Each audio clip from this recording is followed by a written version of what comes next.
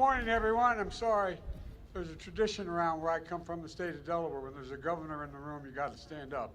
And your governor's here, and I wanted to say hi to him. So thank you, Governor, for being here. It's a wonderful Thanksgiving tradition here at the White House. There's a lot to say about it, but it's chilly outside, so I'm going to keep this short. Nobody likes it when their turkey gets cold. I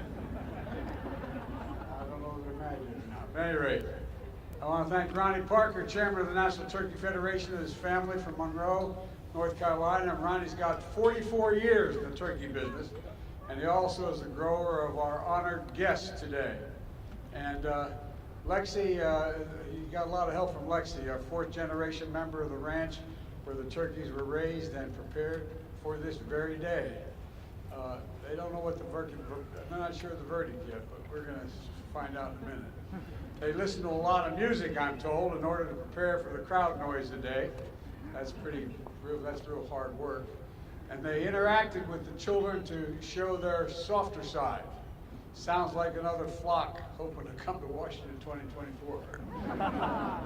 But look, we're joined by another special guest, and that is for what is the largest national turkey presentation ever held at the White House. My dear friends, I can introduce them again, Roy Cooper and First Lady Kristen Cooper here. Truly fantastic leaders. Say hi. We're also joined by Congressman Dan Bishop. Where are you, Danny?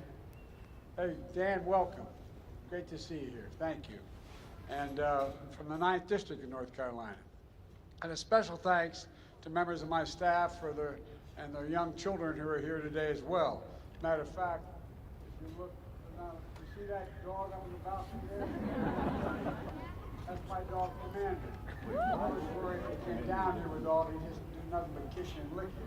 He may go after the turkeys, so I kept him up there. But we're joined by another group of kids, as I said, from students from Brooklyn Middle School. The reason they're here in Washington, the reason they joined us today is, you know, they were invited a couple years ago to come, but because of COVID, we couldn't have it. So I'm glad you guys came this year. Thank you very, very much for coming. And we're also joined by students from the 4-H programs of Virginia and Maryland, and the folks from the National Future Farmers of America. I want to thank them for being here as well. But before I gobble up too much time,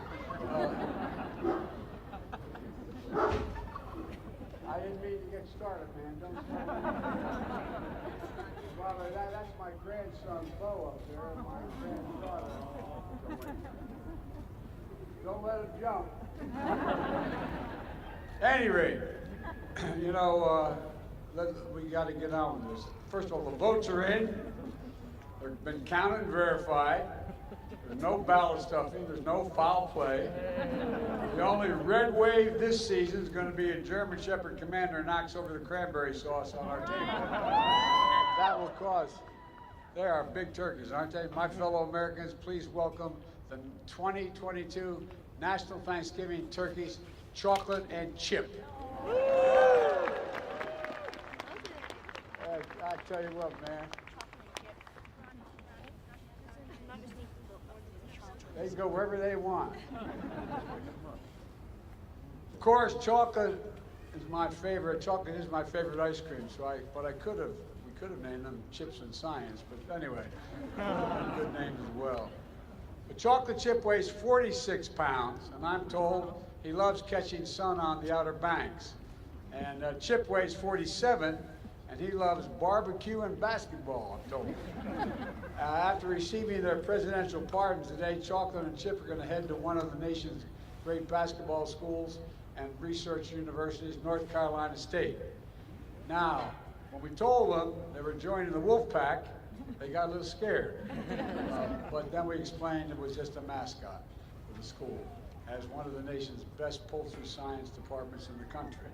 And now, based on their temperament and commitment to being productive members of society, I hereby pardon. Yes. I hereby pardon Chocolate and Chip.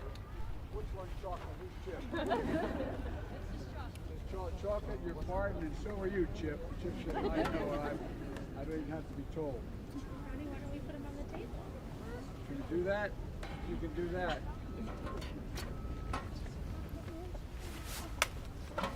Big bird, man. We have more chickens than anybody in the nation in Delaware. We don't have turkeys. Look at this. God's word. Now, this is chocolate, right? Chocolate, you are pardoned. You are pardoned. So you had to tell me that? Chocolate. Yeah, you are. Yeah. I'm serious.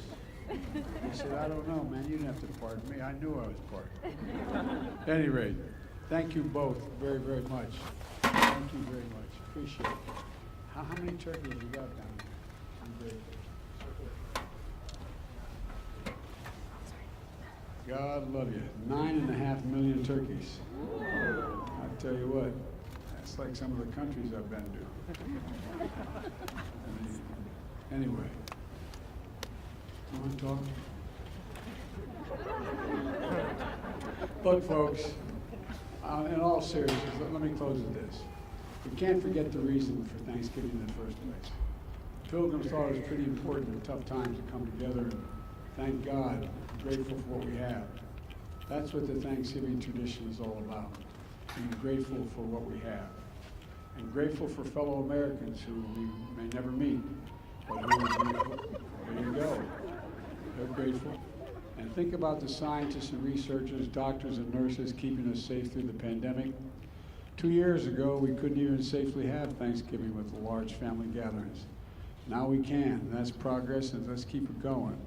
We have new COVID vaccine updates to deal with new variants to protect you and your loved ones. So get it today. Get your flu shots as well. This winter can be much happier than recent holiday seasons, but you have to do your part. Please visit vaccines.gov. Decide what you're going to do. We're also grateful for frontline workers and keeping essential services going and growing and providing food on our tables. We're grateful for our faith leaders and their counsel and comfort and support.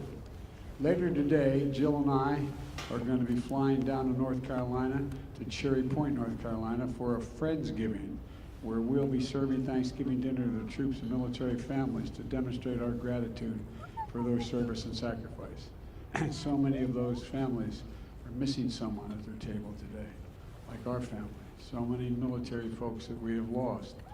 And so it's just really important to keep them in our hearts, those who've lost so much and those who are going to have an empty seat at their table this Thanksgiving. This is a special time, and it's the greatest nation on earth, so let's be grateful. Scripture says, let us rejoice always, pray continually, and give thanks in all circumstances. Folks, let's remember all the political fighting goes on you read about. Let's remember one thing. This is the United States of America. The United States of America. There's not a single solitary thing beyond our capacity as a nation. Nothing beyond our capacity if we do it together, united. United. You picked two great turkeys. From the Biden family to all of yours, happy Thanksgiving, and may God bless you all, and may God protect our troops. Thank you all for being here.